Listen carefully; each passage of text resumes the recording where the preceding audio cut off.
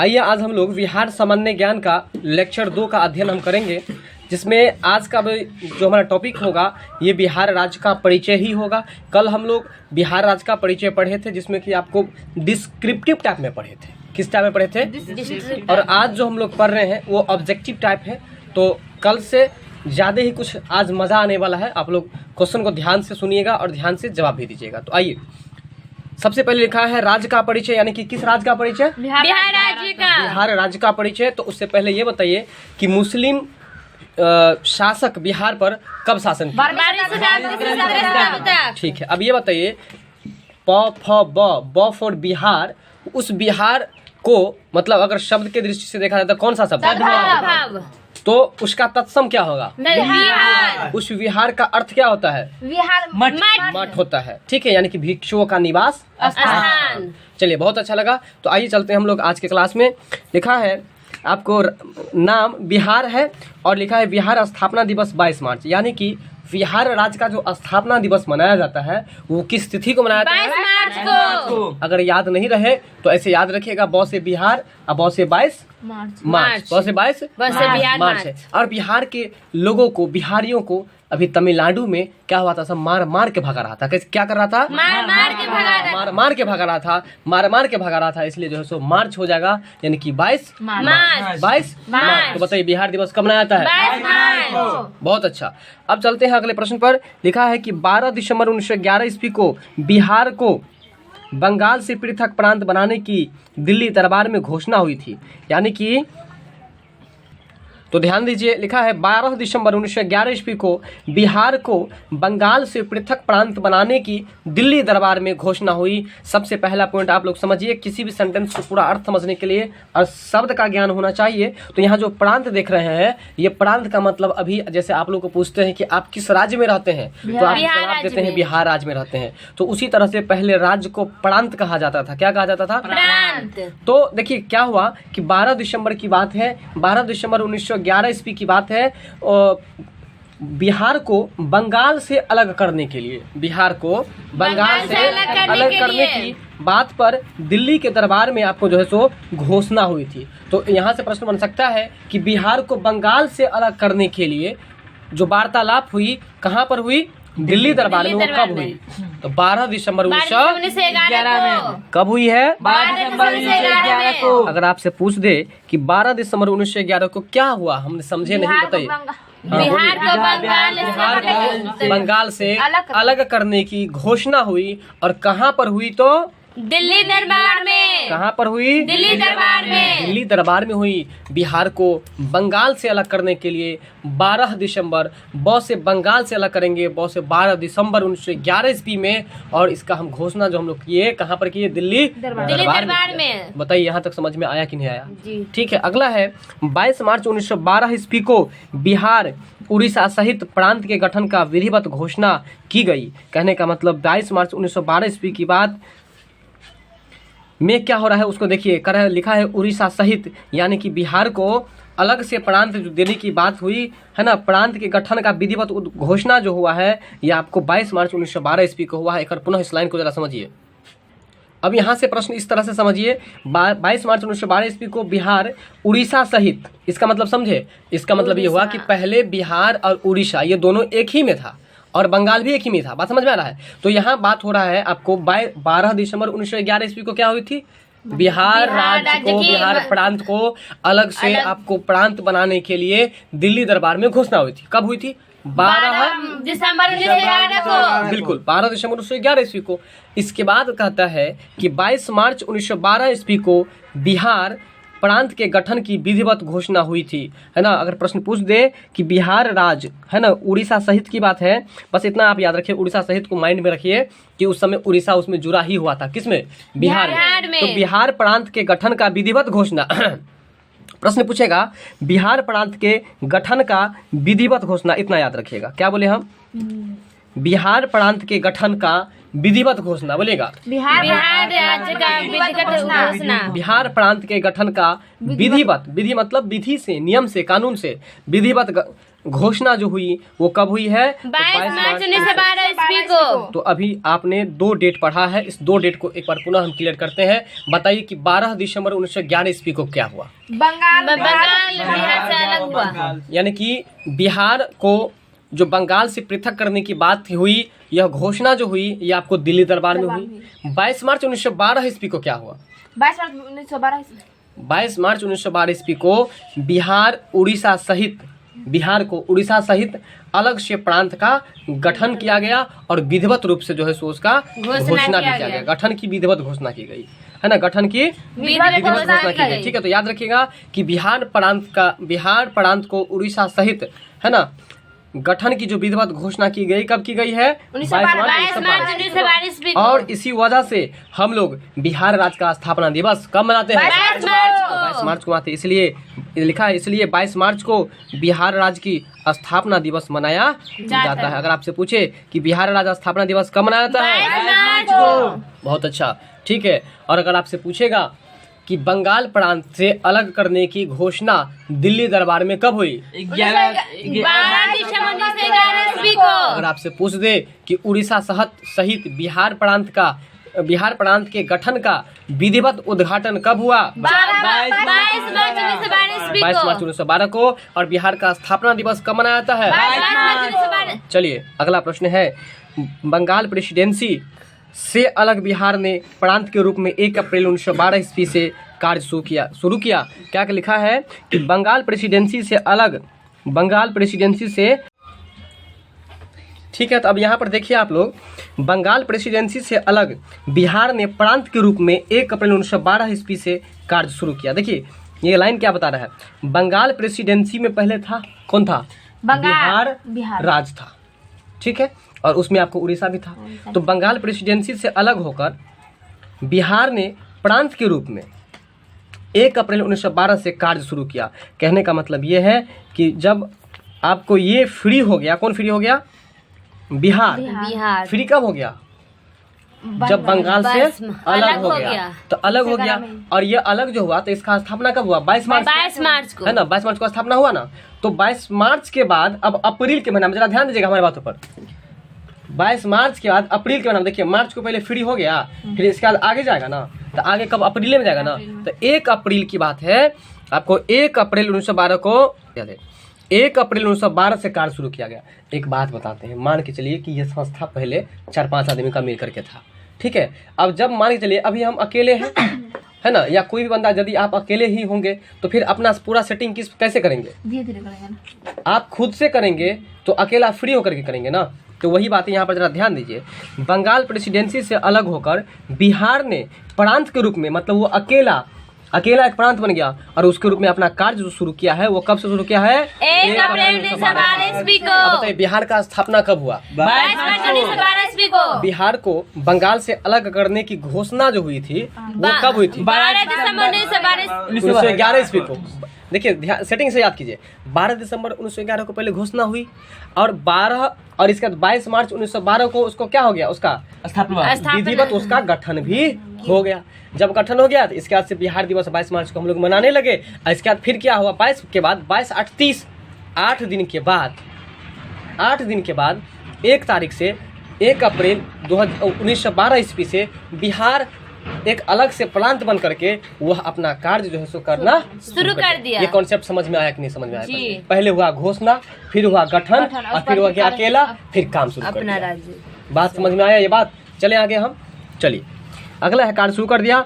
28 मार्च 1936 ईस्वी को बिहार के लिए अलग विधान परिषद का गठन का आदेश हुआ। अब देखिए बिहार के लिए एक विधान परिषद का जो गठन की बात हुई, बिहार के विधान परिषद का जो गठन हुआ वो 28 मार्च 1936 ईस्वी को। कब? 28 मार्च 1936 ईस्वी को। 28 मार्च 1936 ईस्वी को बिहार विधान परिषद के लिए आदेश हुआ। बिहार विधान परिषद के गठन के लिए क्या हुआ? आदेश हुआ। तो बताइए विधान परिषद का गठन का जो चर्चा हुआ, आदेश जो हुआ वो कब हुआ? 28 मार्च 1936 ईस्वी को। 22 और 8 30 22 मार्च को बेचारा क्या हो गया? फ्री हो गया। और उसके 6 दिन के बाद दिमाग में इसको आया, कैसा करते हैं ना कि हम लोग एक विधानसभा का सिस्टम लाते हैं कि जिसमें जो भी जिसका प्रॉब्लम होगा उसका समाधान हो जाएगा। तो 22 और 6 यानी कि 6 दिन के बाद 28वां दिन मतलब 22 तारीख को क्या हुआ है? स्थापना। और 28 तारीख को ये क्या कर दिया? विधानसभा को स्थापना करने का आदेश इसको मिल गया। बात समझ में आया मेरा बात कि नहीं आया? लेकिन आप देखिए यहाँ पर 1936 है और यहाँ पर क्या है? 1912 है। तो यानी कि 1912 के बहुत दिनों के बाद 1912 के बहुत दिनों के बाद की बात है। यहाँ पर 28 मार्च 1936 ईस्वी को 28 मार्च 1936 ईस्वी को बिहार के लिए एक अलग विधान परिषद का गठन हुआ। तो बताइए विधान परिषद के गठन का आदेश कब हुआ? 28 मार्च 28 मार्च 1936 ईस्वी को विधान परिषद का गठन हुआ। फिर कहता है 1 अप्रैल 1936 ईस्वी को बिहार और उड़ीसा दोनों राज्य क्या हुए? अलग अलग हो गए। तो याद रखिएगा कि बिहार उड़ीसा से कब अलग हुआ? 1 अप्रैल 1936 ईस्वी को। समझ में आया? पहले क्या कर लिया? देखिए बिहार कितना होशियारी किया। पहले क्या कर लिया? पहले अपना विधान परिषद का गठन कर लिया। कब कर लिया? 28 अप्रैल। जब जो 28 तारीख को अपना हो गया ना अपना काम निकाल लिया 28 तारीख को, चट से क्या किया? 3 दिन के बाद जो है उड़ीसा से झगड़ा कर लिया, उड़ीसा को अलग कर दिया। कितना तारीख को? 1 अप्रैल 1936 को। बताइए ये भी गलत किया ना बेचारा। पहले विधान परिषद का गठन कर लिया। हम ये बात सब क्यों ऐसा बोल रहे हैं समझ में आ रहा है ना? पहले अपना तैयारी कर लिया, विधान परिषद का गठन कर लिया और इसके बाद 2-3 दिन के बाद झगड़ा करके उड़ीसा को अलग कर दिया। तो इसलिए याद रखिएगा उड़ीसा को कब उड़ा दिया? 1 अप्रैल 1936 को। 1 अप्रैल 1936 को। तो याद रखिएगा कि बिहार उड़ीसा से कब अलग हुआ? 1 अप्रैल 1936 ईस्वी को। क्वेश्चन ऐसे पूछ दे कि उड़ीसा बिहार से कब अलग हुआ? 1 अप्रैल 1936 को। बात बराबर है। झगड़ा तो दोनों के बीच में हुआ ना, दोनों अलग हुआ ना। ठीक है, तो ये बिहार और उड़ीसा दोनों अलग अलग एक राज्य के रूप में अस्तित्व में आ गए। यही बात था यहाँ पर। अब आइए जानते हैं हम आगे। अब जानते हैं हम लोग बिहार की राजधानी कहाँ है। तो बताइए आप लोग बिहार की राजधानी कहाँ है? पटना है। तो पहले से आप लोग को पता है। अब पटना में डेली होता है कुछ नया घटना। बात समझ में आ रहा है? तो आइए अब जो बिहार जो है, बिहार में उच्च न्यायालय यानी कि उच्च न्यायालय को अंग्रेजी में क्या कहते हैं बताइए? हाई कोर्ट कहते हैं। क्या कहते हैं? High court. तो बताएंगे उच्च न्यायालय कहाँ पर है? पटना में। उच्च न्यायालय को अंग्रेजी में क्या कहते हैं? High court. तो बताइए अपने लोगों का हाई कोर्ट कहाँ है? पटना में। सबसे पहले अगर कोई भी विवाद पर वार्तालाप होता है, किसी से संघर्ष हो जाता है, तो हम लोग पहले अपने जिला में जो कोर्ट है उस न्यायालय में हम लोग जो अपील करते हैं और उसके बाद फिर हम लोग जाते हैं। अगर वहाँ समाधान नहीं हुआ तो हम लोग का केस कहाँ जाता है? पटना। पटना में भी नहीं हुआ तो कहाँ? दिल्ली। तो दिल्ली जो है कोर्ट उसको कहता है सुप्रीम कोर्ट यानी कि सर्वोच्च न्यायालय। सुप्रीम कोर्ट का हिंदी सर्वोच्च न्यायालय। पटना में जो हाई कोर्ट है उसका हिंदी उच्च न्यायालय। उच्च न्यायालय का अंग्रेजी क्या हुआ? High court. और ये जो मधुबनी में है, दरभंगा सबके अपने जिला में जो होता है उसको बुलाता है सिविल कोर्ट। क्या बुलाता है? Civil court. Civil court. याद रखिएगा civil court, high court, supreme court. बताइए सबसे नीचा सिविल कोर्ट, उससे ऊपर हाई कोर्ट, उससे ऊपर सुप्रीम कोर्ट। चलिए अब चलते हैं आगे हम लोग। तो उच्च न्यायालय जो है अपने लोग का कहाँ पर है? पटना में। ये तो समझ में आ गया ना। चलिए बिहार की राजकीय भाषा क्या है? हिंदी। यानी कि बिहार राज्य में जो है सो राजकीय भाषा जो है वो आपको हिंदी है और उर्दू है। बिल्कुल। और उर्दू क्यों नहीं? क्योंकि देश आज़ाद के समय में मुस्लिम शासक भी तो इसमें भूमिका निभाए थे, है ना। मुस्लिम लोग भी तो भूमिका निभाए थे, तो उनका भी क्यों नहीं भाषा रहेगा। तो इसलिए याद रखिएगा कि बिहार का जो राजकीय भाषा है, ऐसा सोच लीजिए कि बिहार में हिंदू भी रहता है और मुस्लिम भी रहता है। इसलिए हिंदू के लिए हिंदी और मुस्लिम के लिए उर्दू। यानी कि बिहार का राजकीय भाषा क्या है? हिंदी और उर्दू है। उर्दू जो है वह द्वितीय राजकीय भाषा है। उर्दू जो है वो द्वितीय राजकीय भाषा है। याद रखिएगा उर्दू जो है वह द्वितीय राजकीय भाषा है। बात समझ में आ गया? बात समझ रहे हैं? ये राजकीय भाषा हिंदी का मतलब ये हुआ कि आप जो ऑफिस वगैरह में जाएंगे, कहाँ जाएंगे? ऑफिस। आप अपने ऑफिस में हिंदी में बात कीजिए। ये ऐसा हम लोग का राजकीय भाषा है। हम लोग हिंदी में बात करेंगे, मैथिली में नहीं बात कर सकते हैं। अब कोई कर ले वो अलग बात है, लेकिन हम लोग हिंदी में बात करने का कोशिश करेंगे क्योंकि ये हमारा राजकीय भाषा है। और हिंदी के बाद यदि आप कोई ऑप्शन है आपके पास तो उर्दू है। बात समझ में आ रहा है? तो इसलिए द्वितीय भाषा इसको कहा जाता है। तो याद रखिएगा अगर बिहार का द्वितीय राजभाषा कहेगा तो क्या बोलिएगा? उर्दू। ठीक है। अब चलिए अगला है बिहार का राजकीय वृक्ष कौन सा है? पीपल। बिहार का जो राजकीय वृक्ष है वो आपको पीपल है। और पीपल के बारे में कौन नहीं जानता है? पीपल जो है सो आपको राज के वृक्ष है। पीपल को हम लोग पूजा वूजा भी करते हैं। तो ऐसा सोच लीजिए कि पीपल के वृक्ष का पूजा किस राज्य के लोग करते हैं? बिहार राज्य के। इसलिए यहाँ का राज के वृक्ष ही घोषित कर दिया। तो बताइए बिहार का राज के वृक्ष क्या है? पीपल। पीपल है। और एक क्वेश्चन यहाँ से बनता है कि ऐसा कौन सा पौधा है जो दिन हो या रात हमेशा ऑक्सीजन छोड़ता है? पीपल। याद तुलसी। रखिएगा, पीपल। तो बताइए पीपल कहानी किसके द्वारा लिखा गया? पीपल का राम वृक्ष बेनीपुर के द्वारा। तो आइए बात करते हैं हम लोग बिहार का राज के वृक्ष क्या है? पीपल। पीपल है, ठीक है। और राज के पुष्प की अगर हम बात करें, पुष्प का मतलब होता है फूल, और फूल जो है बिहार का राज के फूल जो है वो आपको गेंदा है। क्या है? गेंदा।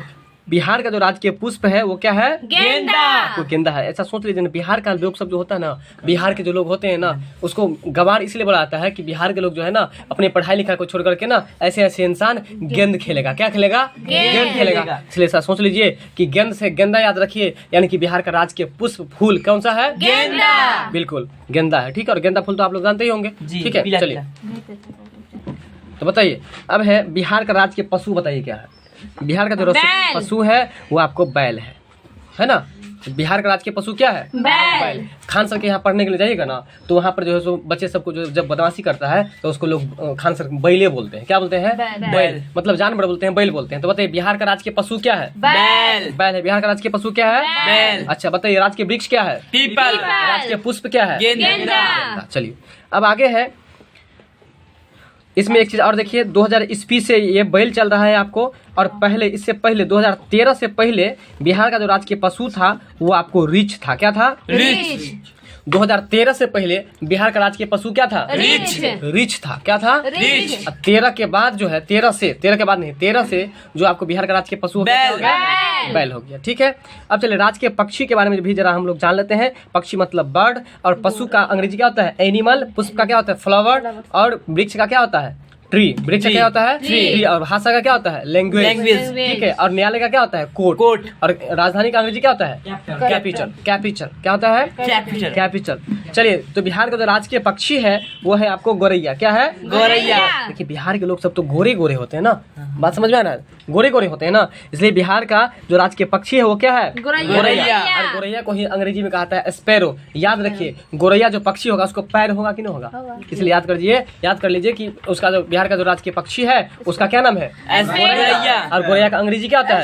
स्पैरो। स्पैरो मतलब होता है गोरैया। और पहले जो था, इससे पहले जो था वो नक्ता था। नक्ता को ही हम लोग नीलकंठ बोलते हैं। तो बताइए आप लोग, हम लोग राज के पक्षी फिलहाल अभी जानते हैं कि गोरैया है, लेकिन इससे पहले क्या था? नीलकंठ। और नीलकंठ को हम लोग नक्ता भी कहते हैं। देखिए 9 से नीलकंठ है, 9 से नक्ता है। बस समझ में आ गया? तो याद आराम से हो जाएगा। बताइए बिहार का राजकीय पक्षी क्या है? गोरैया। इससे पहले क्या था? नीलकंठ को और दूसरा शब्द में क्या कह सकते हैं? और गोरैया को दूसरा शब्द में क्या कहेंगे?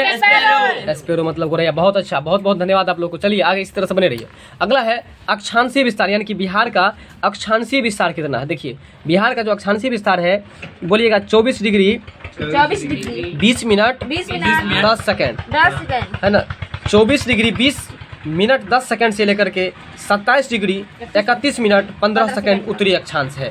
यानी कि आप जो पढ़े थे बिहार के बारे में, ये अक्षांशीय विस्तार की जो चर्चा हो रही है, ये आपको 24 डिग्री, बोलिएगा 24 डिग्री 20 मिनट 10 सेकंड। बोलिए 24 डिग्री 20 मिनट 10 सेकंड। देखिए आसान है। 24 में से पहले 4 घटाइए तो 20 हुआ, और 20 में से 10 घटाइए तो 10 हुआ, ठीक है। तो 24 20 10, 24 20 10, यानी कि 24 डिग्री 20 मिनट 10 सेकंड। समझ में आ गया? 24 डिग्री 20 मिनट 10 सेकंड। समझ में आ गया? अब चलिए, ये तो निचला पॉइंट है ना। अब अगला पॉइंट क्या है? 27 degree 31 minute 15 second. 27 degree 31 minute 15 second. फिर से बोलिए 27 31 15। बोलिए 27 31 15। अभी से बोलिए 24 20 10 27 31 15। अब बताइए बिहार का अक्षांशीय विस्तार क्या है? 24 डिग्री, बोलिए 24 डिग्री 10 सेकंड से लेकर 27 डिग्री 31 मिनट 15 सेकंड उत्तरी अक्षांश।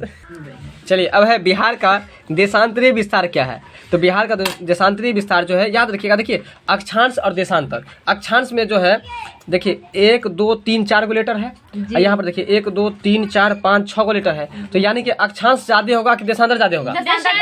इसलिए याद रखिए अक्षांश का ट्रिक क्या बताए थे आप। देखिए एक बात बताना भूल गए, ये 24 के ऊपर में जो बिंदु ये गोला देख रहे हैं, गोली मतलब जीरो टैप पर, उसको हम लोग डिग्री बोलते हैं। और ये जो 20 के ऊपर में जो एक डंडा है एपोस्ट्रोफी एस के जैसे, मतलब कि इन्वर्टर कॉमा के जैसे, उसको मिनट बुलाता है। और उसके बाद जो 10 के ऊपर में जो 2 गो आपको लकीर है उसको सेकंड बुलाता है। क्या बुलाता है? सेकंड।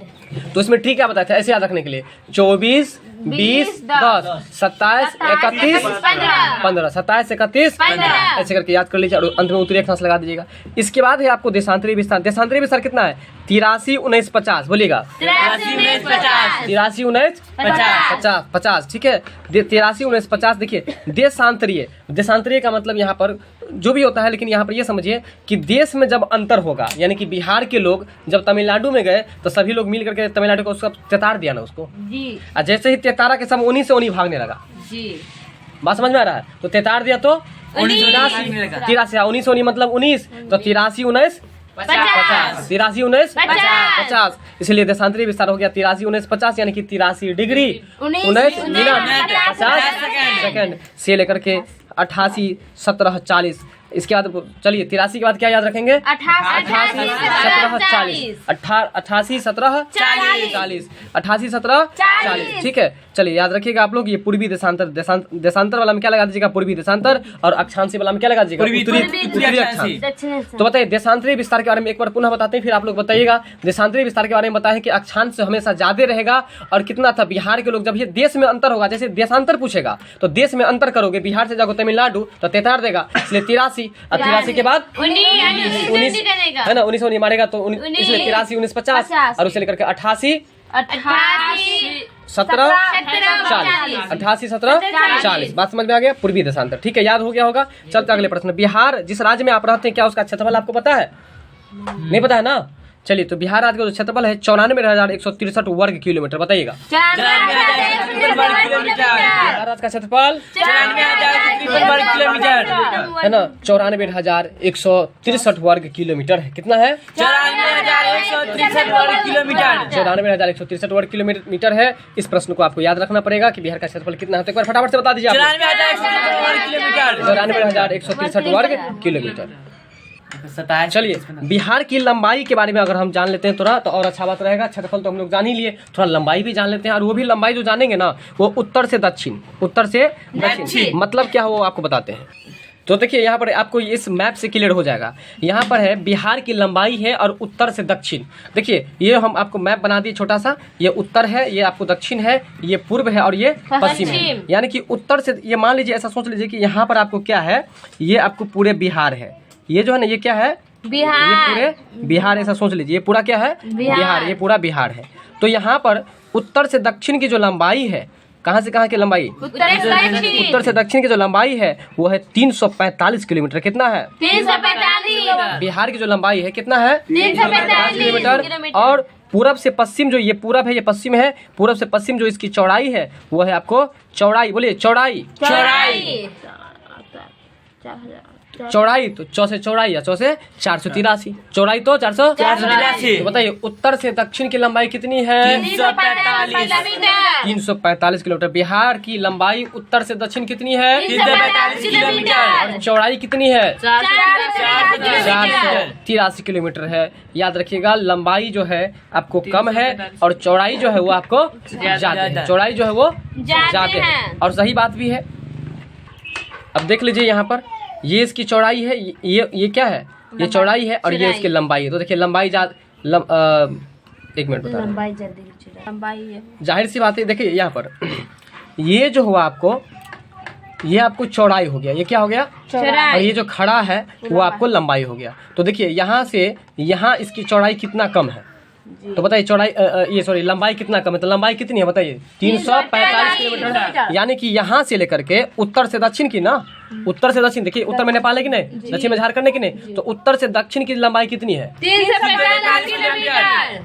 345 किलोमीटर। कितना है? 345 किलोमीटर। ये पूर्व है और ये पश्चिम है, तो पूर्व से पश्चिम देखिए थोड़ा ज्यादा लंबा कुछ लग रहा है कि नहीं? तो ये उसकी चौड़ाई है। तो बताइए पूर्व से पश्चिम की जो चौड़ाई है 483 किलोमीटर। कितना है? 483 अब किलोमीटर। आपको ये बात क्लियर हो गया होगा कि उत्तर और ये दक्षिण में देख रहे हैं हम लोग कि ये इसकी लंबाई कम है और इसकी जो लंबाई है वो ज्यादा है। इसलिए आपको ये समझ में आ गया होगा कि उत्तर से बिहार की लंबाई उत्तर से दक्षिण जो है वो आपको 345 किलोमीटर है। वहीं अगर चौड़ाई की बात करें तो 483 किलोमीटर। बात मेरा समझ में आया कि नहीं ये बताइए।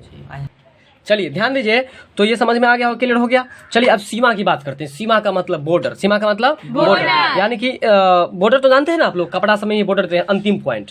ठीक है, तो देखिए बिहार के उत्तर में क्या है बताइए आप लोग? उत्तर में नेपाल है, दक्षिण में झारखंड, पूर्व में पश्चिम बंगाल, पश्चिम में उत्तर प्रदेश। ये आपको हम पहले ही क्लास में खूब अच्छे तरीका से बता दिए थे, इसलिए अब ज्यादा डिफाइन यहाँ पर नहीं करेंगे। ठीक है, चलते हैं आगे। बिहार की कुल जनसंख्या कितनी है? देखिए बिहार की कुल जनसंख्या कितनी है, अब इस पर भी जरा चर्चा हम लोग कर ही लेते हैं। ठीक है, तो देखिए कुल जनसंख्या जो है आपको, बिहार की कुल जनसंख्या जो है वो है, आपको शॉर्ट में लिख दिए हैं 10 करोड़, ताकि पढ़ने में आपको गलती नहीं हो। 10,40,99,452। बोलिएगा 10,40,99,452। फिर से सुनिए, 10 करोड़ 40 लाख। मोटा मोटी सुनिए तो 10.5 करोड़ आपको जो है सो जनसंख्या है बिहार का। मतलब बिहार राज्य में कुल कितना आदमी है? लगभग 10.5 करोड़ है। बताइए 10.5 करोड़ के मालिक है अकेला नीतीश कुमार, और सबको भरपाई करते हैं। अगर एक रुपया सबको दिए तो 10.5 करोड़ रुपया सबको दिया जी नहीं। और वैसे तो मान के चलिए कन्या उत्थान योजना में 10,000, 25,000 नहीं, कितने लोग पढ़ते हैं सोचिए जरा। फिर ये अभी कौन सा आया था मजदूर वाला ई श्रम कार्ड, अगर 5,000 रुपया दिया तो 10.5 करोड़ जनता को दिया। तो लोग कहेगा ए 5,000 दिया है, 21,000 दिया है। भाई 1,000 नहीं दिया है, 10.5 करोड़ को 1,000 दिया है। ठीक है ना, तो इसलिए याद रखिएगा कि 10 करोड़, बोलिएगा जरा 10 करोड़, हाँ 10 करोड़ 40,000, 40 लाख, 10 करोड़ 40 लाख, 99,000, 99,000। फिर से बोलिए 10 करोड़ 40 लाख 99,452। फिर से बोलिए 10 करोड़ 40 लाख 99,452। समझ गए? 10 करोड़ 40 लाख 99,452। ये आपको बिहार की टोटल पॉपुलेशन है, टोटल जनसंख्या है। बात समझ में आ गया। अब हम लोग जानेंगे कि इसमें पुरुष कितने हैं, फिर महिला कितने हैं, इनको भी जरा हम जान लेते हैं। तो देखिए महिलाओं की जो संख्या है और पुरुषों की जनसंख्या है उसको भी जरा हम देखते हैं। पुरुष की जनसंख्या है 5,42,78,157 है ना, यानी कि पौ से पुरुष और पौ से 5, यानी कि पुरुष की जो जनसंख्या है 5,42,00,000 5,78,157। बताइए 5,42,78,157। बात समझ गए? तो बताएंगे आप लोग पुरुष की जनसंख्या कितनी है। तो देखिए पहला देखिए प्रश्न तो पूछेगा ऑप्शन में, तो हम लोग यहाँ पर याद रखेंगे पहले पौ से पुरुष, पौ से 5। ठीक है, इसलिए 5,42 लाख। ठीक है, पहले इतना याद कीजिए, 5,78,157। बात समझ गए? 5,42,78,157 ये आपको पुरुष की जनसंख्या है। अब देखिए महिला की जनसंख्या, और बड़ा आश्चर्य की बात है यहाँ पर पुरुष है 5,42,157 और महिला की जनसंख्या कितनी है? 4,98,21,295। यानी कि अगर कुल पुरुष में से अगर महिला को घटाया जाए तो बाकी जो शेष आदमी बचेगा, इसका मतलब वो अविवाहित रहेगा। तब सीधी सी बात है, बिहार में इसका मतलब महिलाओं की जनसंख्या क्या है? कम है। लेकिन फिर भी बिहार के कुछ ऐसे लोग हैं जो बिहार की लड़कियों को आगे बढ़ने नहीं देना चाहते हैं, है ना। एबॉर्शन कराते हैं, एबॉर्शन मतलब भ्रूण हत्या कराते हैं। अगर लड़की 1-2 हो गया तो उसको भ्रूण हत्या के माध्यम से उसको खत्म कर देते हैं। तो सब ऐसे नमूना सब है। बात समझ में आ रहा है? तो देखिए ध्यान दीजिए अगला प्रश्न पर, बिहार में महिलाओं की जनसंख्या कितनी है बताइए? 4,98,21,295 बोलिएगा। 4,98,21,295 4,98,21,295 बात समझ गए। बिहार में महिलाओं की जनसंख्या कितनी है? 4,98,21,295। ठीक है, चलिए थोड़ा सा मिस्टेक वही करता है जो प्रयास करता है, चिंता नहीं करना है। नगरीय जनसंख्या की बात करें, नगरीय जनसंख्या का मतलब हो गया आपको जो है सो टाउन का पॉपुलेशन कितना है प्रतिशत में वो भी बताना है आपको। बिहार में आपको शहर में यानी कि नगर कितना है, तो देखिए बिहार में 100% है, मात्र 11.3% ही आपको शहर है। बिहार में कितना शहर है? 11.3%। केवल 11.3% ही शहर है। बात समझ गए। और यहीं पर ग्रामीण की अगर बात करें तो ग्रामीण जनसंख्या देखिए कितना है, ये 100 में से घटा दीजिए ना, हो जाएगा 100 है ना 100%, उसमें से आप क्या कीजिए 11.3 को घटा दीजिए। किसको घटा दीजिए? 11.3। इसको जब घटाइएगा तो 0 हुआ, और 10 में से जो 3 गया तो कितना बचा? 7 हुआ। और ये देखिए ये कितना बचा? 9 में से 8 1 गया तो कितना बचा? 8 बचा। फिर 9 में से 1 गया तो 8 बचा। तो देखिए कितना बचा? 88.70 हुआ। 88.70 को आप 88.7 भी लिख सकते हैं। तो एक याद रहेगा तो दूसरा निकल जाएगा। तो बताइए, हम बताएं शहर वाला जरूर याद रहेगा। बिहार में नगर की जनसंख्या प्रतिशत कितनी है? 11.3%। अब 11.3% है ना, आप 100% में से 11.3 को हटा दीजिए, उसके बाद जो बचेगा वो ग्रामीण जनसंख्या बच जाएगा। तो बताइए बिहार के लोग ग्रामीण में अधिक बसते हैं कि शहर में अधिक बसते हैं? और इसी वजह से बिहार में नगर की जनसंख्या कितनी है? 11.3%। और ग्रामीण जनसंख्या कितनी है? 88.7% है। बात समझ में कुछ आया कि नहीं आया? चलिए अब आपका अगला प्रश्न है जनसंख्या वृद्धि दर, यानी कि 2001 से 2011 तक जब जनगणना किया गया तो उस जनगणना के दौरान आपको इसका रेट देखा गया। रेट का बर्थ रेट, बर्थ मतलब क्या होता है? जन्म, और रेट मतलब होता है दर, यानी कि जन्म दर। यहाँ पर वृद्धि लोग जो करता है, वो लोग जो मतलब पॉपुलेशन बढ़ता है, वो उसका रेट क्या है? बात समझ में आ रहा है? रेट क्या है? तो उसका जो रेट है वो है 25.4%। कितना है? 25.4% है जनसंख्या वृद्धि दर। यह आपको अनुमान लगाया गया 2001 से 2011 तक के जनगणना के अनुसार। तो बताइए जनसंख्या वृद्धि दर कितना है? 25.4% है। बताइए आप जो हमारे बिहार के लोग जो वृद्धि कर रहे हैं वो कितना % वृद्धि कर रहे हैं? बताइए। 25.4%। नहीं हुआ ना, तो इसलिए ध्यान दीजिए, ठीक है ना। तो 25.4%। तो बताइए जनसंख्या वृद्धि दर कितना है? 25.4% है। अगला है कि बिहार राज्य का जो जनसंख्या घनत्व है, क्या चीज? बिहार राज्य का जनसंख्या घनत्व जो है वह कितना है? अब देखिए जनसंख्या घनत्व पहले समझिए, फिर आपको ये याद आसानी से रहेगा। घनत्व का मतलब होता है कि कितने जगह में कितने व्यक्ति निवास कर रहे हैं, कितने जगह में कितने व्यक्ति निवास कर रहे हैं। मतलब कि जैसे 1 किलोमीटर का एरिया है तो उसमें कितने लोग रहते हैं, उसी को कहा जाता है घनत्व। बात समझ में आ गया? तो देखिए यहाँ पर लिखा है 1106 व्यक्ति प्रति वर्ग किलोमीटर, यानी कि बिहार में जब आंकड़ा लगाया गया तो उसमें, हाँ बिल्कुल इंटर में आप पढ़े थे वही आप कहना चाह रहे हैं ना। तो 1106 व्यक्ति प्रति किलोमीटर पर, प्रति का मतलब होता है 1, प्रति का मतलब क्या होता है? 1, यानी कि 1 किलोमीटर पर 1106 व्यक्ति रहते हैं बिहार में। बताइए कितना व्यक्ति रहते हैं? 1106 व्यक्ति। कितना किलोमीटर पर?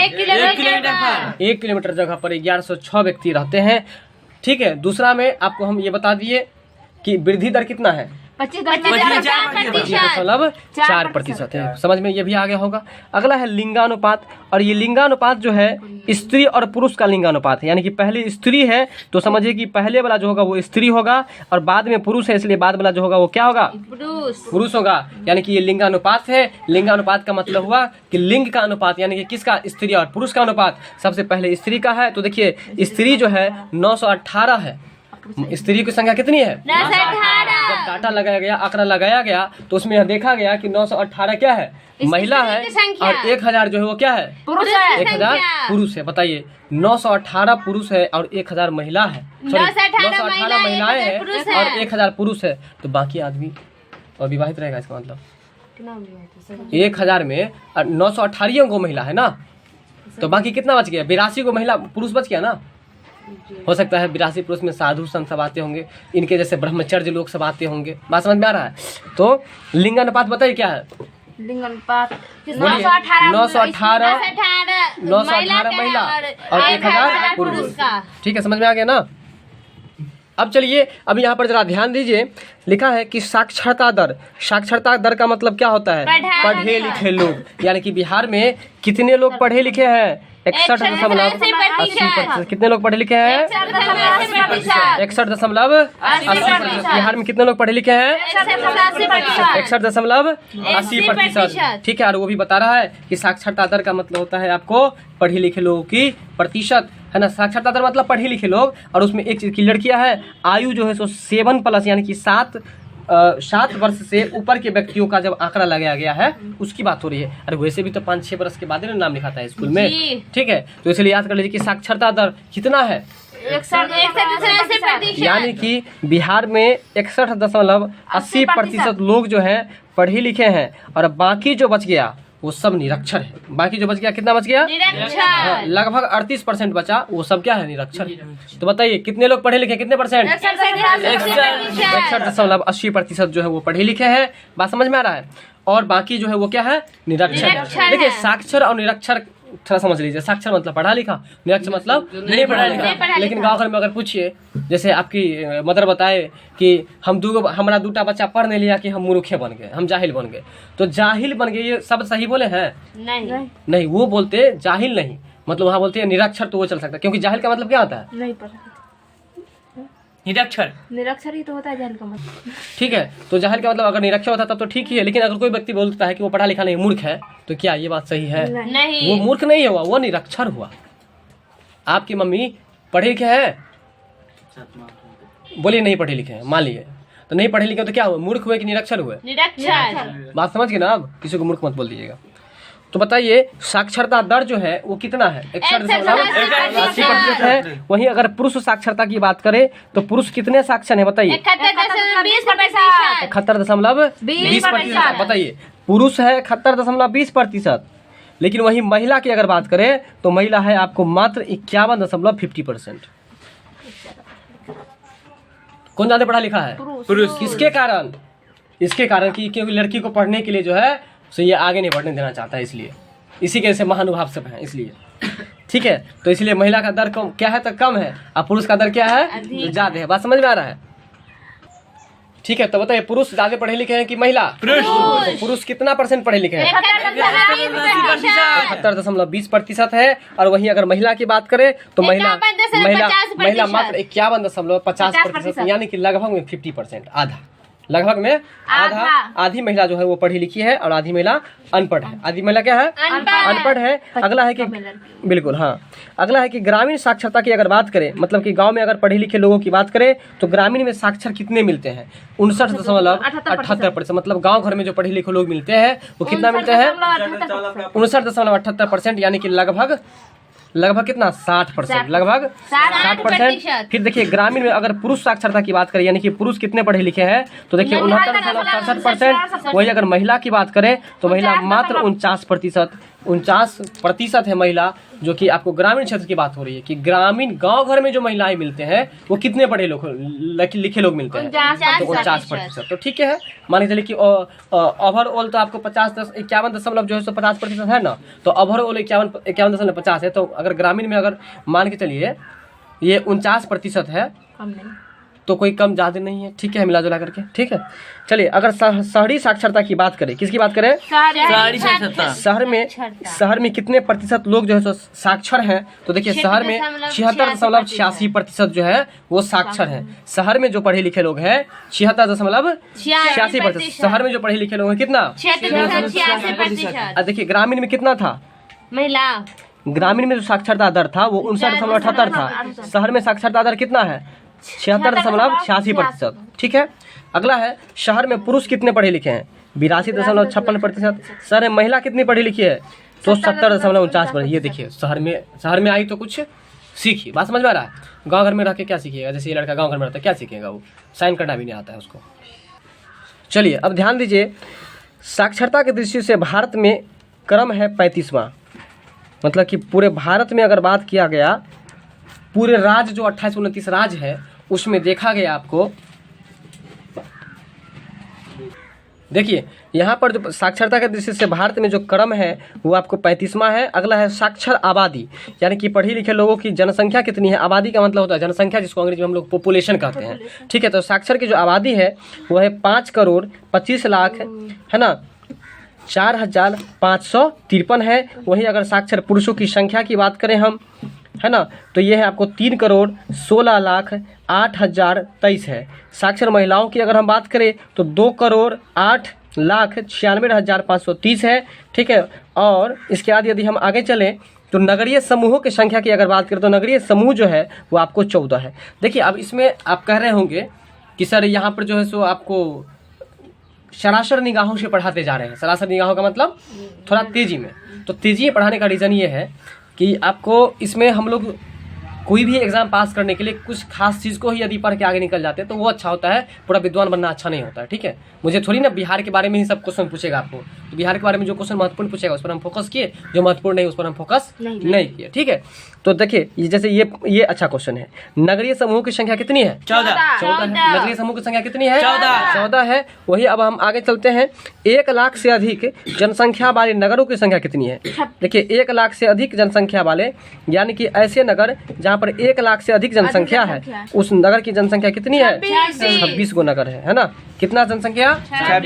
26, ठीक है। महानगर बताइए, महानगर की संख्या बताइए बिहार में, मतलब पूरे बिहार में एक ही महानगर है, और कौन सा नगर है? पटना। महानगर याद रखिएगा, पटना है बिहार की पटना राजधानी। महानगरों की संख्या कितनी है? एक है, पटना है। चलिए बताइए बिहार में प्रमंडल कितने हैं? 9। प्रमंडल जो है ना वो आपको 9 है। बिहार में प्रमंडल कितने हैं? 9 है, ठीक है। अगर बिहार के जिला की बात करें तो बिहार में जिला कितना है? 38। टोटल आपको 38 है। कितना है? 38 का है बोलते हैं, 38 बोलिए ना। बिहार में कुल जिला कितना है? 38 है।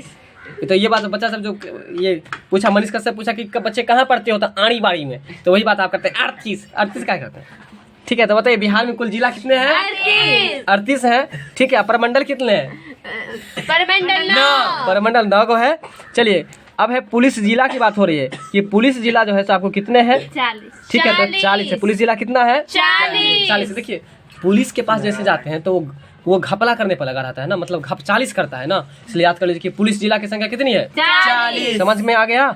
चलिए यहाँ है प्रमंडल, तब प्रमंडल कहेगा तो ये 9 को है। प्रमंडल क्या को है? 9। प्रमंडल तो 9। देखिए आप जो पढ़ल रहिएगा, आपको सब कहेगा कि उठना, पढ़े का टाइम हो गया जो ना, हाँ, तो आप कहेगा 9 जेबा। बात समझ में आ रहा है, इसलिए याद कर लीजिए। अगर अनुमंडल और परमंडल में फंसिएगा तो बताइए परमंडल की संख्या कितनी? 9। पढ़ल रहेगा तो परमंडल की संख्या कितनी? 9। पढ़ल रहेगा तो कहेगा उठ के पढ़े के माने जो, तो आप क्या कहिएगा कि हम 9 जेबा। तो 9 जेबा मतलब 9, यानी कि परमंडल की संख्या कितनी? 9। वही अगर अनुमंडल की बात करें तो अनुमंडल की संख्या कितनी? तो याद रखिएगा अनुमंडल की संख्या अगर पूछे तो 101 है। अनुमंडल की संख्या कितनी है? 101। अनुमंडल की संख्या कितनी है? 101 है। चलिए अब आप लोग को याद हो गया होगा। अगला है सामुदायिक विकास खंड। सामुदायिक विकास खंड की जो जनसंख्या है वो आपको 534 है। सामुदायिक विकास खंड की जनसंख्या कितनी है? 534। चलिए अब एक बहुत बड़ी चीज बताते हैं आपको, बिहार में टोटल पंचायत कितना है बताइए? 534। पूरे बिहार में 8,474 पंचायत है। 8,474। पूरे बिहार में कितना पंचायत है? 8,474। आप किस पंचायत में रहते हैं? कटरा पंचायत में। आप किस पंचायत में रहते हैं? चलिए जहाँ भी रहते हैं, ठीक है। कहने का मतलब कि आपको कुल मिलाकर के बिहार में कितना पंचायत है? 8,474। 8474 यानी कि आपको 8,474 पंचायत है। कहाँ पर? बिहार में। चलिए पंचायत समिति के बारे में हम लोग जानते हैं। पंचायत समिति की संख्या कितनी है बताइए? 534। 534। पंचायत समिति की संख्या कितनी है? 534 है। पंचायत समिति सदस्य की जनसंख्या कितनी है? 11,566। ठीक है, तो इस पंचायत पर जरा ज्यादा फोकस कीजिएगा, पंचायत पर, अनुमंडल पर और पुलिस जिला पर, ठीक है ना। और जिला तो पता ही है आपको। चलिए तो पंचायत समिति क्या कहता है? 534 पौसे पंचायत समिति, पौसे 534। पंचायत समिति सदस्य यदि लगा देगा तो देखिए सदस्य की संख्या बढ़ेगा ना जी। जैसे महिला सदस्य होता है या कोई भी सदस्य तो वृद्धि करेगा उसमें ना, इसलिए 11,534, 11,566, 11,566 याद रखिएगा। पंचायत समिति सदस्य की जनसंख्या है। वहीं अगर जिला परिषद की बात करें तो जिला जितना रहेगा उतना ही जिला परिषद भी होगा। तो बताइए जिला कितना है? 38। जिला परिषद कितना होगा? 38। बस हो गया फिर से, है ना। अब जिला परिषद सदस्य, तो जिला परिषद सदस्य जो है 1162 है।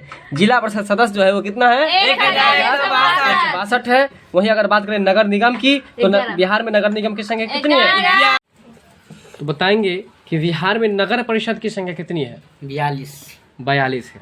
ठीक है, अब इसको याद रखने के लिए आप इस तरह से याद रखिए कि नगर के लोग सब थोड़ा ज्यादा ही बोलते हैं ना, इसलिए बिहार में नगर परिषद की संख्या कितनी है? 42। बोलेंगे ज्यादा कहाँ के लोग? नगर के, इसलिए नगर की संख्या कितनी? 42। चलिए अब ये बताएंगे आप कि नगर पंचायत मतलब कि आप जो शहर है, जैसे हम लोग का पंचायत होता है उसी तरह से शहर में भी पंचायत है, तो शहरों में जो पंचायत की संख्या है वो कितनी है? 86 है। कितनी है? 86 मतलब 86 है। ठीक है, चलिए अब है आपको अपने बिहार में शहर की संख्या कितनी है बताइए आप। अपने बिहार में जो शहर है वो आपको 199 है। कितना है? 199। सांविधिक शहर जो है वो 139 है और 60 जो है वो आपको जनगणना शहर है। ठीक है, सांविधिक शहर की संख्या कितनी है? 139 है और आपको जनगणना शहर कितनी है? 60 है। यानी कि कुल मिलाकर शहर की संख्या कितनी है? 199। कितनी है? 199। बताइए शहरों की संख्या? 199। नगर पंचायत की संख्या? नगर में जो पंचायत है क्या होगा? 86। और बताइए आपकी नगर परिषद की संख्या? 42। कितना? 42। अब चलिए आगे।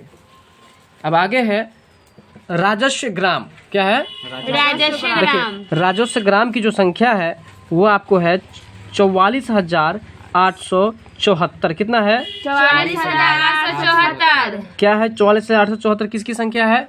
राजस्व ग्राम की। किसकी संख्या है? राजस्व ग्राम की। राजस्व ग्राम की संख्या कितनी है? 44,874। हाँ, 44,874 ये राजस्व ग्राम की संख्या है। और आप लोग ये जाने कि नगर परिषद की संख्या है 42 है और नगर पंचायत की संख्या 86 है। और वहीं पर हम लोग यह भी जाने कि कुल मिलाकर के अपने बिहार में शहर कितना है? 199 शहर है। पूरे बिहार में कितना शहर है? 199 शहर है। और इसके बाद जो है 199 शहर है। इसके बाद आप जो है सो ये भी पढ़े कि संवैधानिक जो है सो शहर जो है वो 139 है। वहीं अगर 60 शहर की बात करें तो वह जनगणना शहर के नाम से उसको जाना जाता है। बात समझ में आया यहाँ तक?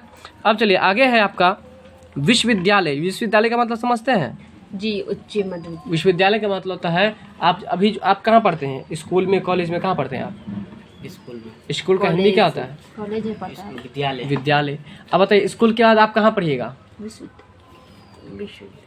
कॉलेज में पढ़िएगा। कहाँ पढ़िएगा? कॉलेज में। और कॉलेज के बाद कहाँ पढ़िएगा? विश्वविद्यालय में पढ़िएगा। यानी कि विश्वविद्यालय का अंग्रेजी क्या होता है?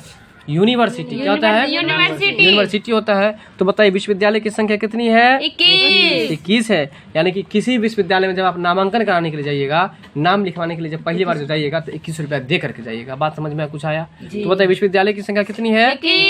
21 है। अगला है मुख्य फसल क्या है बिहार का? बताइए। धान। देखिए बिहार का जो मुख्य फसल है वह है आपको धान। बोलिएगा। धान, गेहूँ, मकई, चना और गन्ना। इसको 2 बार बोलिए, बोलने से ही स्पष्ट हो जाएगा। धान, गेहूँ, मकई, चना, गन्ना। फिर से बोलिए। धान, गेहूँ, मकई, चना, गन्ना। धान, गेहूँ, मकई, चना और गन्ना। तो बताइए ऐसा कौन सा फसल है जिसको होने में 1 वर्ष लगता है? गन्ना को 1 साल, यानी कि 12 महीना। और उसमें अधिक से अधिक किसकी जरूरत होती है? जल की जरूरत होती है, यानी कि पानी की जरूरत होती है। अगला है आपको विधानसभा क्षेत्रों में सभाओं की संख्या। विधानसभा क्षेत्रों में सदस्यों की संख्या कितनी है? तो देखिए विधानसभा क्षेत्र में जो सदस्य की संख्या है वो आपको 243 है। विधानसभा क्षेत्र में सदस्य की संख्या कितनी है? 243 है। ठीक है, इसको याद रखना पड़ेगा। विधानसभा क्षेत्रों में सदस्य की संख्या कितनी है? 243 यानी कि 243। क्या है? 243। तो 243 यानी कि विधान परिषद में आपको सदस्यों की संख्या कितनी है? 243। चलिए अभी आप ये बताएंगे, ये तो है आपको विधानसभा क्षेत्रों की संख्या। किसकी संख्या है? विधानसभा क्षेत्रों की संख्या। विधानसभा क्षेत्रों की संख्या है ये, और क्षेत्र को यहाँ पर सदस्य बताया गया है। फिर यहाँ पर है विधान परिषद सदस्यों की संख्या। यहाँ विधानसभा था और यहाँ पर विधान परिषद है। जब सभा कहेगा तो 243, और जब विधान परिषद कहेगा तो विधान 75। हाँ, तब पौ से परिषद और पौ से 75। समझ में आया? बताइए विधान परिषद की संख्या कितनी है? 75। विधानसभा क्षेत्रों की संख्या कितनी है? 243। अब समझ में आ गया ना, यानी कि 2 4 3। अगला प्रश्न है आपका, लोकसभा क्षेत्रों की संख्या कितनी है? ठीक है, जिस तरह से विधानसभा क्षेत्र की संख्या पढ़े थे उसी तरह से यहाँ पर हम क्या पढ़ेंगे? लोकसभा क्षेत्र की संख्या। लोकसभा क्षेत्र की संख्या पढ़ेंगे। तो बताइए लोकसभा क्षेत्र की संख्या कितनी है? 40 है। लोकसभा क्षेत्र की संख्या कितनी है? 40। देखिए, लोग हमेशा आपको अच्छा देखना चाहता है कि बुरा देखना चाहता है, ये बताइए। अच्छा। लोग मतलब आपको देख करके आपके प्रति वो जलन की भावना से देखता है ना, यानी कि आपको वो गिराना चाहता है कि उठाना चाहता है? गिराना चाहता है। इसका मतलब है लोग हमेशा लोगों को घपचालिस करना चाहता है। क्या करना चाहता है? घपचालिस। घपचालिस। इसलिए याद कर लीजिए कि विधानसभा क्षेत्रों की संख्या कहता है 243 और लोकसभा क्षेत्रों की संख्या कहेगा तो 40। लोग सब सभा में बैठ करके किसी को घपचालिस करना चाहता है, घपला करना चाहता है। अरे गांव घर में जब पंचायत होता है ना, तो पंचायत को नहीं देखते हैं कि कहते हैं कि तुम 1 लाख रुपया जुर्माना दो, तुम 50,000 दो, और वो पैसा कहाँ जाता है? घपला कर लेता है ना। इसलिए बताइए लोकसभा क्षेत्रों की संख्या कितनी? 40। विधानसभा क्षेत्रों की संख्या कितनी? 243। विधानसभा परिषद की संख्या कितनी? 75। अब चलिए आगे, राज्यसभा सदस्यों की संख्या कितनी है? 16। राज्यसभा सदस्यों की जो संख्या है वो आपको 16 है। राज्यसभा सदस्यों की संख्या कितनी है? 16। राज्यसभा सदस्यों की संख्या कितनी है? 16। 16 है। ठीक है, अगला प्रश्न है, लोकसभा में अजाति, अजाति का मतलब क्या हुआ? अनुसूचित जाति। क्या होता है? तो अनुसूचित जाति का आरक्षित सीट कितना है? तो 6 गो। क्या गो? 6 गो। यानी कि लोकसभा में जो इलेक्शन लड़ सकता है उसमें आपको कितना आदमी लड़ सकता है? 80 ST से, जो पासवान डोम ये सब जो होता है ना, उससे जो है सो आपको कितना आदमी उसमें जा सकता है? 6 आदमी उसमें जाकर के अपना जो है सो मतदान की प्रक्रिया में भाग ले सकता है, चुनाव की प्रक्रिया में भाग ले सकता है। किसमें बताइए? लोकसभा में। किसमें? लोकसभा में। कौन जाति? डोम हलकोट। अनुसूचित जाति। डोम हलकोट क्यों बोल रहे हो? अनुसूचित जाति। कौन जाति? अनुसूचित जाति। अनुसूचित जाति। तो बताइए लोकसभा में अनुसूचित जाति की आरक्षित सीटें कितनी होती है? 6 गो होती। कितनी होती है? 6। तो बताएंगे आप कि विधानसभा में, पहले बताइए लोकसभा में अनुसूचित जाति की आरक्षित सीट कितनी होती है? 6। ये तो समझ गए। लोकसभा और विधानसभा के बारे में हम लोग पढ़ेंगे। पहले पढ़े थे लोकसभा के बारे में, अब हम लोग पढ़ेंगे विधानसभा। विधानसभा में अनुसूचित जाति के लिए आरक्षित सीट कितनी है? पहले था लोकसभा और अभी है आपको विधानसभा। तो विधानसभा में आपको बेसी है, याद कर लीजिए। ब से विधानसभा और ब से बेसी, तो बेसी कितना? 40। बेसी कितना? 40। अब बताएंगे कि विधानसभा में अनुसूचित जाति मतलब SC ST के लिए, किसके लिए? ST मत बोलिए, SC के लिए कितना सीट रिजर्व है? आरक्षित। आरक्षित का मतलब होता है रिजर्व। आरक्षित का मतलब क्या होता है? जैसे आप टिकट कटा लेते हैं तो आपका सीट वहाँ पर क्या रहता है? बुक रहता है ना, मतलब कि रिजर्व रहता है ना। तो इसलिए आप बताएंगे आप लोग कि लोकसभा में आपको जो है सो अनुसूचित जाति की संख्या कितनी थी? 20। लोकसभा में तो 6 और विधानसभा में कितना होगा? 40। विधानसभा में बेसी यानी कि 40। ठीक है, अगला है पंचायत सदस्यों की कुल संख्या कितनी है? पंचायत सदस्यों की कुल संख्या जो है वो है, बताइए कितना है? 1,16,023। बोलिएगा। 1,16,023। किसकी संख्या है? पंचायत सदस्यों की कुल संख्या। किसकी संख्या है? पंचायत सदस्यों की कुल संख्या। बताइए पंचायत सदस्यों की कुल संख्या कितनी है? 1,16,023। 1,16,023 है। 1,16,023 है। चलिए अगला है पंचायत प्रमुखों, यानी कि पंचायत का प्रमुख कौन होता है? मुखिया। तो बताइए तो पंचायत सदस्यों की कुल संख्या कितनी है? 1,16,023 है। ठीक है, अब है पंचायत प्रमुख। पंचायत में जो प्रमुख होते हैं, देखिए पंचायत में अगर ऐसे प्रश्न पूछे, आपका ये प्रश्न है पोल साइंस का कि ग्राम पंचायत का प्रमुख कौन होता है? मुखिया। तो उसमें सरपंच इसका आंसर है, आप लोग याद रखिएगा, मुखिया मत दीजिएगा। यहाँ पर आप देख लीजिए पंचायत का जो प्रमुख होता है मुखिया, उसकी कुल संख्या कितनी है बिहार में? यानी कि पूरे बिहार में आपको जो है मुखिया कितना है? 8,437 मुखिया है। कितना है? 8,437। पूरे पंचायत में मुखिया की संख्या कितनी है? 8,437। 437। बात समझ में आ गया? पंचायत प्रमुखों अर्थात मुखिया की कुल संख्या कितनी है? 8,437 है। 8,437 है। किसकी संख्या है? पंचायत प्रमुख यानी कि मुखिया की कुल संख्या। पंचायत प्रमुख यानी कि मुखिया की संख्या कितनी है? 8,437 है। किसकी संख्या है? पंचायत प्रमुख यानी कि मुखिया की संख्या है 8,434। अच्छा ये बताइए कि पंचायत सदस्य की संख्या कितनी है? पंचायत सदस्य की संख्या 40। पंचायत सदस्य की जो संख्या है 1,16,023। 1,16,023। देखिए अब एक बात बताते हैं आप लोगों को, ये जो प्रश्न है आपको सो आपको नोमेरिकल है। नोमेरिकल का मतलब हुआ कि जिसमें स्पी वाला क्वेश्चन रहे, जिसमें संख्या वाला क्वेश्चन रहे। अगर बहुत सारा क्वेश्चन संख्या वाला आ जाएगा तो आपको याद रखना थोड़ा कठिन हो जाता है, मतलब भूलते हैं वो चीज़, बहुत जल्दी भूल जाते हैं। तो इससे डरना नहीं है, हम लोग इसको जो है सो पर डे एक बार करके पढ़ लेंगे तो आपको फिर वो चीज़ याद रहेगा। ठीक है, चलिए तो बताएंगे आप लोग कि पंचायत प्रमुख यानी कि मुखिया की संख्या कितनी है? 8,437। ठीक है, 8,434। अगला है 37। हाँ 37 है। क्षेत्रफल की दृष्टि से, किस दृष्टि से? क्षेत्रफल की दृष्टि से। क्षेत्रफल की दृष्टि से सबसे बड़ा जिला बताइए आप। पश्चिमी चंपारण। आप किस राज्य में रहते हैं बताइए? बिहार राज्य में। बिहार राज्य में क्षेत्रफल की दृष्टि से सबसे बड़ा जिला पूछ रहा है, मतलब कौन सा ऐसा जिला है ना जिसका क्षेत्र जो है सबसे अधिक है, मतलब भूमि भाग जो है ना, स्थल भाग वो सबसे अधिक है। कौन सा ऐसा जिला है? चंपारण। तो पश्चिमी चंपारण। कौन सा जिला है? पश्चिमी चंपारण। बिल्कुल पश्चिमी चंपारण है। इसको जरा और हम क्लियर आपको दिखाते हैं, ये देख लीजिए कौन सा चंपारण है। पश्चिमी चंपारण जो है वह क्षेत्रफल की दृष्टि से सबसे बड़ा जिला है। साथ में एक चीज और ध्यान दीजिएगा, पश्चिमी चंपारण का नाम कितना बड़ा है, इसलिए समझ लीजिए कि इसका क्षेत्रफल भी जो है सो बड़ा होगा। तो बताइए बिहार में सबसे बड़ा क्षेत्रफल वाला जिला कौन सा है? पश्चिमी चंपारण। पश्चिम चंपारण। चलिए तो बताएंगे आप लोग कि क्षेत्रफल की दृष्टि से सबसे बड़ा जिला बिहार का बताइए। पश्चिमी चंपारण। सबसे छोटा शिवहर। शिवहर यानी कि सबसे छोटा जिला जो है वो कौन सा है? शिवहर है। कौन सा जिला है? शिवहर है। बात समझ में आ गया? तो याद रखिएगा कौन सा जिला है? शिवहर है। ठीक है, आगे है सर्वाधिक जनसंख्या वाला जिला, यानी कि सबसे अधिक जनसंख्या किस जिला में है? देखिए सबसे अधिक जनसंख्या की अगर बात करें तो पटना में है। कहाँ पर है? पटना में। बताइए, जबकि पटना जिला जो है वो पश्चिमी चंपारण से छोटा है, फिर भी सबसे ज्यादा जनसंख्या कहाँ पर है? पटना में। पटना में है, इसीलिए पटना में घटना भी अधिक ज्यादा होता है।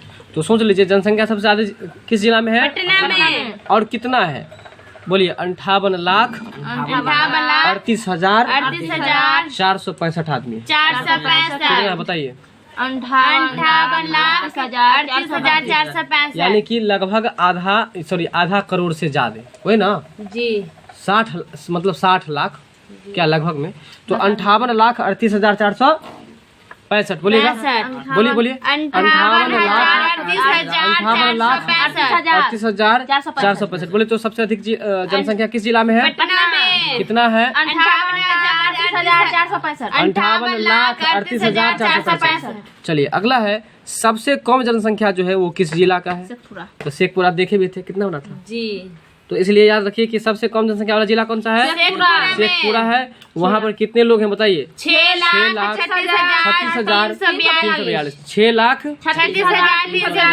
6,36,342। पटना का जनसंख्या बताइए? 58,38,465। बात समझ गए? चलिए अब है आपका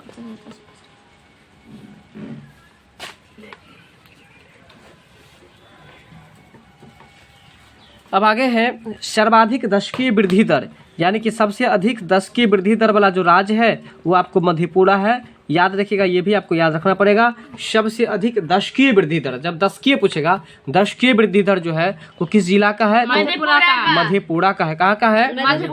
मधेपुरा का है। फिर आगे है सबसे कम दशकीय वृद्धि दर। देखिए सबसे अधिक अगर दशकीय वृद्धि दर कहेगा तो मधेपुरा होगा, और सबसे कम कहेगा तो गोपालगंज हो जाएगा। क्या हो जाएगा? गोपालगंज। सबसे कम आपको जनसंख्या घनत्व। अब जानते हैं हम अगला प्रश्न पर सर्वाधिक जनसंख्या घनत्व की अगर बात करें। देखिए जनसंख्या घनत्व की चर्चा कल हम किए थे। बताए थे कि सर्वाधिक जनसंख्या घनत्व का है, तो देखिए घनत्व का मतलब होता है कि जैसे कि कम क्षेत्रों में यदि अधिक लोग वास करते हैं ना तो उसको ही घनत्व कहते हैं हम लोग, ठीक है।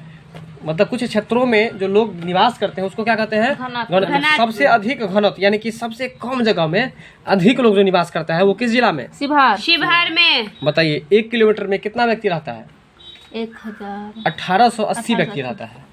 1880 व्यक्ति। आप 1 किलोमीटर के अंदर में गिनती करके देखिएगा कि कुल कितना व्यक्ति है आपके अगल बगल में, ठीक है। लगभग कितना होगा ये बताइए आप 1 किलोमीटर के अंदर।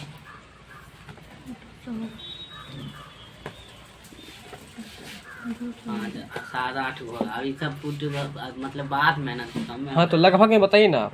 10-15। चलिए 10-15 होगा, लेकिन यहाँ शिवहर की अगर बात करें तो शिवहर में 1 किलोमीटर में कितना आदमी रहता है, 1880। बताइए 1880। यानी कि समझ सकते हैं कि वहाँ पर कितना दिक्कत होगा और वहाँ का जमीन कितना महंगा बिकता होगा, ठीक है। तो अगला है कि सबसे कम जनसंख्या घनत्व कहाँ का है, सबसे कम जनसंख्या घनत्व कहेगा तो कैमूर का। सबसे कम कहेगा तो कैमूर का। देखिए वैसे भी कम लगा है ना तो कम तक कैमूर, कम तो कैमूर। सबसे कम जनसंख्या घनत्व कहाँ का, कैमूर का। चलिए आगे है सर्वाधिक लिंगानुपात वाला राज्य कौन, जिला कौन सा है। देखिए सबसे अधिक लिंगानुपात का मतलब समझते हैं आप लोग क्या होता है। सबसे अधिक लिंगानुपात का मतलब होता है कि 1000 पुरुषों पर महिलाओं की जनसंख्या, ठीक है। तो यहाँ पर हाँ तो यहाँ पर जो है सो देख लीजिए कि गोपालगंज जो है वो सर्वाधिक लिंगानुपात वाला जिला है, ठीक है। और ये क्लियर नहीं किया है कि 1021 जो है वो आपको पुरुष है या महिलाएं हैं, वो क्लियर नहीं किया है। तो फिलहाल इसको हम डाउट में ही रखेंगे। इतना ही याद रखेंगे कि सबसे अधिक लिंगानुपात मतलब लिंग का अनुपात सबसे अधिक कहाँ पर है, तो गोपालगंज में। कहाँ पर है, गोपालगंज। देखिए लिंग अनुपात का मतलब क्या हुआ, वहाँ पर जो आपको महिला और पुरुष की जनसंख्या जो वृद्धि होती है ना, तो उसका अनुपात यहाँ पर लड़का और लड़की की अनुपात को हम लोग लिंग अनुपात कहते हैं। तो देखिए अगर मान के चलिए किसी को अगर ज्यादा लड़का लड़की हो जाएगा तो मन को रंज कर देगा ना, क्योंकि यहाँ गोपालगंज लगा हुआ है तो बाल गोपाल सब छोटे छोटे रहेगा, सबको गंजी खरीदना पड़ेगा ना, इसलिए मन को रंज कर देगा, इसलिए गोपालगंज। तो बताइए कि बिहार का कौन सा जिला है, बिहार का कौन सा जिला है जहाँ पर आपको लिंग अनुपात सबसे अधिक है, गोपालगंज। अगर लिंग अनुपात सबसे कम की बात करें तो सबसे कम है आपको मुंगेर में। कहाँ पर है, मुंगेर में। सबसे कम कहाँ पर है, मुंगेर में। सबसे कम लिंगानुपात जो है आपको वो मुंगेर जिला में है। कहाँ पर है, मुंगेर जिला में है। फिर चलते हैं हम लोग अगले प्रश्न पर। आपका अगला प्रश्न है सबसे अधिक साक्षर, साक्षर का मतलब बताएंगे आप लोग, पढ़े लिखे। सर्वाधिक साक्षरता वाला जिला कौन सा है, रोहतास है। और सर्वाधिक साक्षर वाला राज्य बताइए आप लोग, केरल। केरल, सही बात है। सर्वाधिक साक्षरता वाला जिला कौन सा है, तो रोहतास है। देखिए ऐसा सोच लीजिए कि सबसे अधिक साक्षर है कहाँ का, रोहतास का आदमी। कहाँ का, रोहतास। और वो साक्षर है तभी तो वो ताश खेलेगा बैठ करके दोपहर में, इसलिए सोच लीजिए कि सबसे अधिक साक्षर जिला कौन सा है, रोहतास है। अगला है आपको सबसे कम, हाँ और ये रोहतास के बारे में एक चीज और जानिए कि रोहतास में कितने प्रतिशत लोग साक्षर हैं, तो 73.37, यानी कि 73 को उल्टा दीजिए, 73 और 37, 73.37%, 73.37% जो है आपको रोहतास की जनसंख्या ये साक्षरता प्रतिशत है। अगला है सबसे कम साक्षरता वाला जिला, सबसे कम वहाँ का लोग सबसे कम साक्षर, सबसे कम पढ़ा लिखा है। बात समझ में आ रहा है, कहाँ पर, पूर्णिया में। और ये पूर्णिया में मात्र 51.08% लोग ही पढ़े लिखे मिलेंगे। बात कुछ समझ में आ रहा है कि नहीं आ रहा है बताइए। तो बताएंगे आप लोग सबसे बड़ा नगर कौन सा है, पटना। सबसे बड़ा नगर आपको पटना है जो बिहार की राजधानी है। और एक प्रश्न आपको पूछता है राजधानी से, याद रखिएगा, रट के रहिएगा आप लोग राजधानी को। सबसे बड़ा नगर कौन सा है, पटना। तो बताइए कि सबसे अधिक जनसंख्या किस जिला में है, पटना जिला में। कहाँ पर है, पटना जिला में है। क्षेत्रफल की दृष्टि से बिहार का देश में कौन सा स्थान है, देखिए ये देखिए कहा बिहार का कौन सा स्थान है, क्षेत्रफल की दृष्टि से बिहार का देश में कौन सा स्थान है। देश मतलब भारत देश में, तो मतलब कि भारत में जो है यह आंकड़ा लगाया गया कि आपको राज्य है ना 29 गो, तो उस 29 में से किस राज्य का क्षेत्रफल आपको अधिक है, ये बात पूछ रहा है कि क्षेत्रफल की दृष्टि से सबसे अधिक नहीं पूछ रहा है, मतलब आपको पूछ रहा है कि जनसंख्या के क्षेत्रफल की दृष्टि से बिहार का कौन सा स्थान है। तो बिहार का जो स्थान है वो बहुत से बिहार, बहुत से 12वां और 13वां जो है तेलंगाना बनने के बाद, जब तेलंगाना बन गया है इसका यह 13वां हो गया है। जब तेलंगाना बन गया है तो यह 13वां हो गया है। तो याद रखिएगा कि क्षेत्रफल की दृष्टि से भारत में बिहार क्या स्थान पर है? 12वां स्थान पर, और तेलंगाना आने के बाद 13वां हो गया।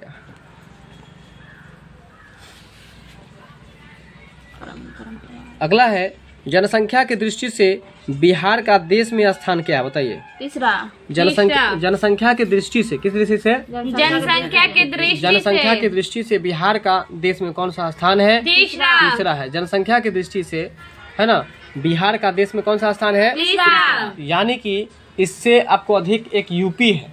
एक क्या है? यूपी है 1 नंबर पर।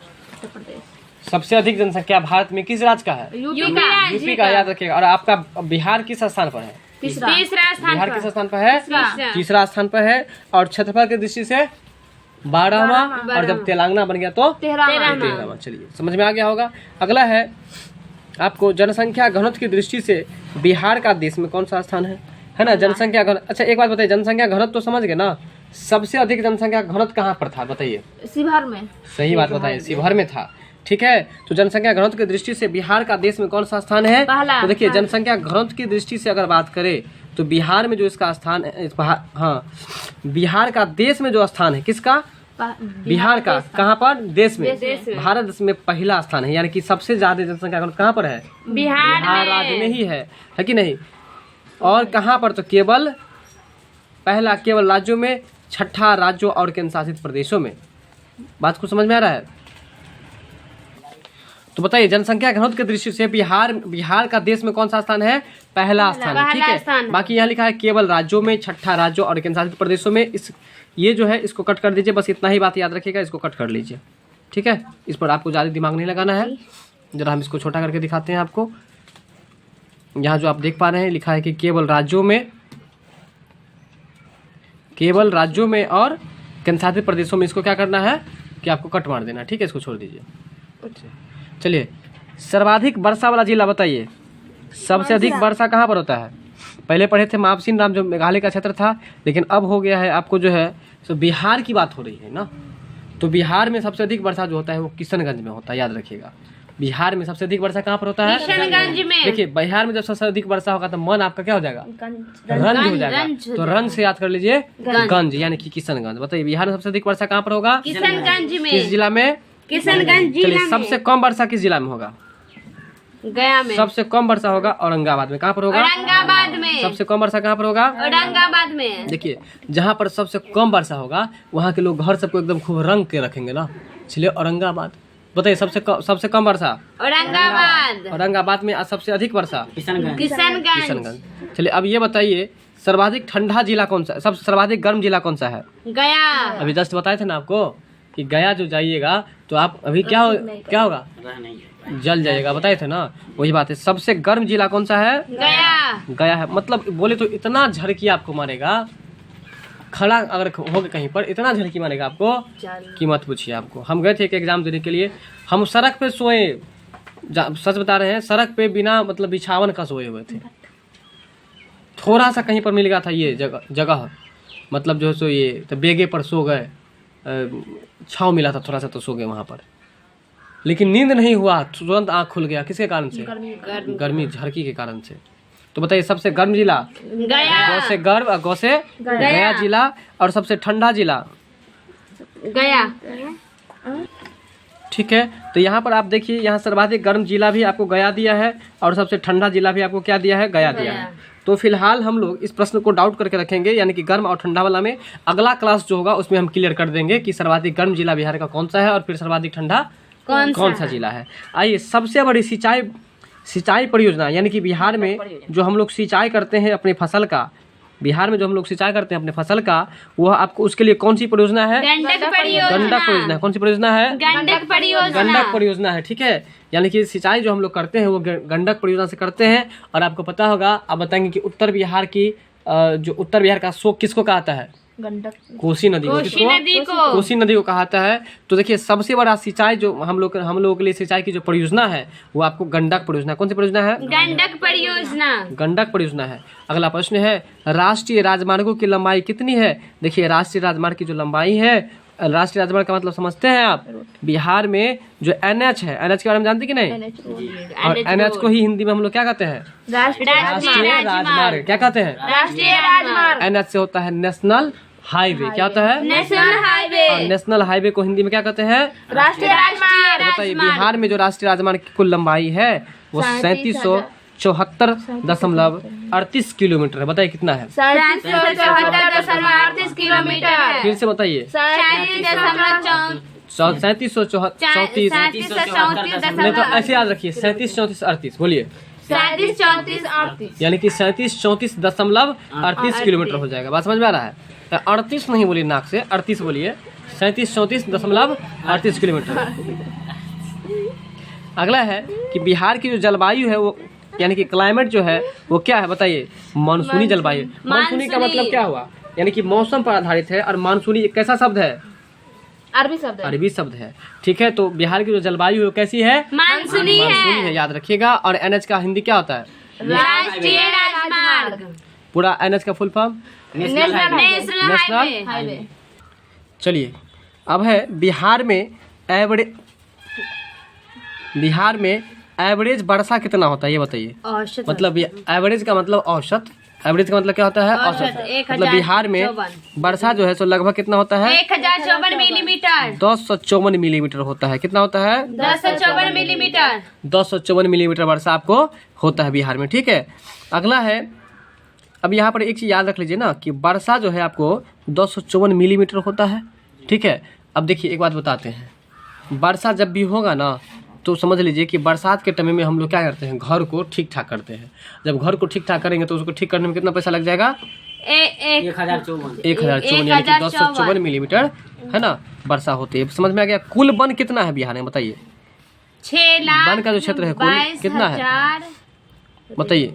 6,22,000 हेक्टेयर। बताइएगा 6,22,000 हेक्टेयर। 6,22,000 हेक्टेयर यानी कि 6.65%।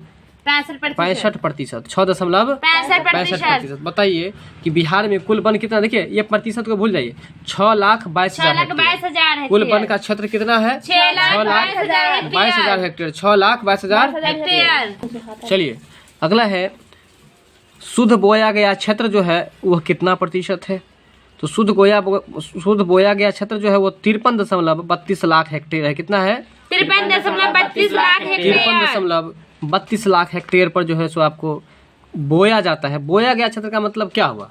बोया गया क्षेत्र का मतलब वहाँ पर खेती बाड़ी किया जाता है। तो कितना क्या आता है? 53.32 लाख हेक्टेयर। 53.32 लाख हेक्टेयर क्षेत्र पर आपको जो है सो खेती की जाती है। अगला है गैर कृषि। गैर कृषि का मतलब क्या होता है? तो बताइए गैर कृषि का मतलब क्या हुआ? पहले ये बताइए आप लोग। गैर कृषि का मतलब हुआ जैसे हम बोलेंगे गैर हिंदू, इसका मतलब क्या हुआ? हिंदू को छोड़कर। हम बोलेंगे गैर मुस्लिम मतलब मुस्लिम को छोड़कर। तो बोले गैर कृषि कृषि को छोड़कर। हाँ, मतलब कि ऐसा जमीन जिसमें खेती बाड़ी नहीं किया जाता है उसको कहेंगे गैर कृषि। तो गैर कृषि कार्यों में लगी हुई जो भूमि है मतलब खेती बाड़ी के अलावा जो आपको जो वो भूमि का उपयोग किया जा रहा है वो कितना आपको है बताइए? तो 16.90 लाख हेक्टेयर। 16.90 लाख हेक्टेयर जो है वह आपको गैर कृषि कार्यों में लगी हुई है। अगला है ऊसर या गैर कृषि योग्य भूमि है ना। ऊसर और गैर कृषि योग्य भूमि जो है 4.32 लाख हेक्टेयर है। कितना है? 4.32 लाख हेक्टेयर। तो बताइए कि गैर कृषि कार्यों में जो लगी हुई है वो आपको 16.90 लाख हेक्टेयर है। वहीं ऊसर और गैर कृषि योग्य भूमि जो है वो कितना है? तो 4.32 लाख हेक्टेयर है। चलिए अस्थाई चारागाह। चारागाह मतलब समझते हैं आप लोग? चारागाह का मतलब होता है ऐसा भूमि जहाँ पर बैल भैंस मतलब विभिन्न तरह के जानवर को चराने के लिए एक जगह है, उसको कहता है चारागाह। तो चारागाह में कितना क्षेत्र है बताइए? 15,780 हेक्टेयर भूमि जो है वो आपको चारागाह में लगाया गया है। चारागाह के लिए छोड़ दिया गया है। कितना? 15,780 हेक्टेयर यानी कि 0.2%। 0.2%। अगला है विविध पेड़। विविध पेड़ का मतलब क्या हुआ? विभिन्न प्रकार के पेड़। विविध पेड़ का मतलब विभिन्न प्रकार के पेड़। विविध पेड़ एवं बगीचा वो जो है कितने क्षेत्रफल है, तो 2,43,980 हेक्टेयर। बोलिए कितना है? 2,43,980 हेक्टेयर। 2,43,980 हेक्टेयर जो है आपको वहाँ पर विविध प्रकार के पेड़ और बगीचा लगाया गया है। अगला है कृषि योग्य बंजर भूमि। देखिए कृषि योग्य है लेकिन वो क्या हो गया है? बंजर भूमि है। बंजर हो गया है। कृषि योग्य बंजर भूमि की संख्या जो है वो आपको 45,380 हेक्टेयर है। कितना है? 45,380 हेक्टेयर। 45,380 हेक्टेयर जो है वह आपको कृषि योग्य बंजर भूमि है। बात समझ गए? अगला है चालू प्रति भूमि। अब देखिए चालू प्रति भूमि का मतलब क्या समझे? यहाँ पर वो जो प्रति है वो प्रति भूमि का अब यूज किया जा रहा है। जो प्रति है ना वो प्रति का क्या किया जा रहा है? चालू है, मतलब वो यूज किया जा रहा है। वो कितना क्षेत्र है? 8,57,620 हेक्टेयर। कितना है? 8,57,620 हेक्टेयर। हेक्टेयर, ठीक है।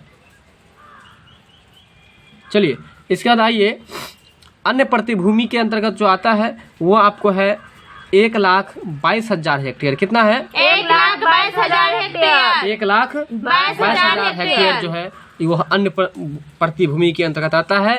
और यहाँ पर एक बात नोट में है, उपर्युक्त आंकड़े 2011 के जनगणना के अनुसार है।